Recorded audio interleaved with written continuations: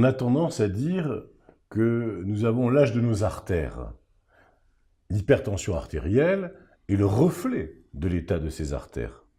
Exactement, exactement. Et c'est-à-dire qu'un patient hypertendu est considéré comme ayant un facteur de risque des maladies cardiovasculaires. C'est un facteur de risque important, aussi bien associé au cholestérol, au tabac, à l'hérédité de maladies cardiovasculaires.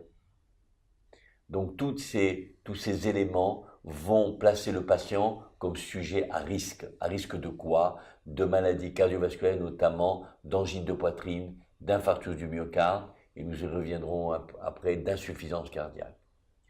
C'est la première étape dans la pathologie cardiologique d'un patient. Donc il faut la traiter dès le départ et ne pas attendre que cette hypertension soit installée et retentie sur la fonction ventriculaire gauche et entraîner une insuffisance cardiaque pour commencer à traiter le patient.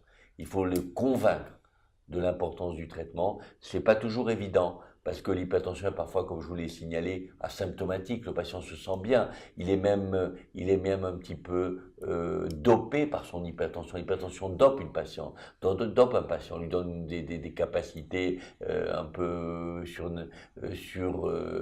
inhabituelles. Quand on le traite, il va diminuer son niveau d'activité. Il va au début se sentir fatigué, il va éprouver une impression de lassitude, mais il faut lui faire comprendre que, suivant toutes les données épidémiologiques qui ont pu être créées dans le monde, l'hypertension est un grand facteur de risque et peut abîmer le cerveau, le rein et le cœur.